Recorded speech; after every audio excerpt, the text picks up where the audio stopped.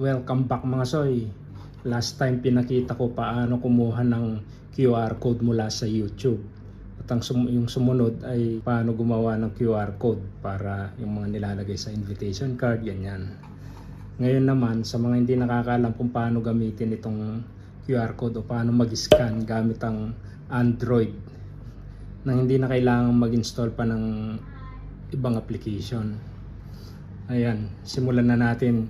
So dito sa taas mga soy, ayan, ibaba nyo lang yan. Dito meron kayong makikita, ayan. Hindi pala yan. Nasaan na? Lumpas na yata. Ito, ayan. QR code, scan QR code. So, pindutin lang natin yan.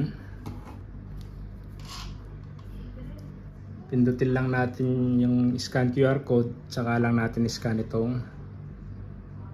Ayun o, nag-scan siya mga soy. Tapos may lalabas na link, pindutin nyo lang yung link na yan. Ayun o, nagbukas ang aking YouTube dahil ito ang YouTube channel QR code ko.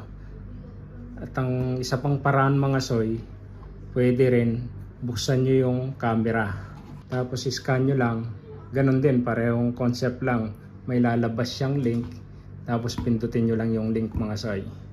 Ayan, nandyan ka na sa channel or dun sa in-scan mong QR code. Ganun lang siya kasimple mga soy. Ayan, kung may natutunan kayo, pa-like and share ng video mga soy. Salamat sa panonood, hanggang sa susunod.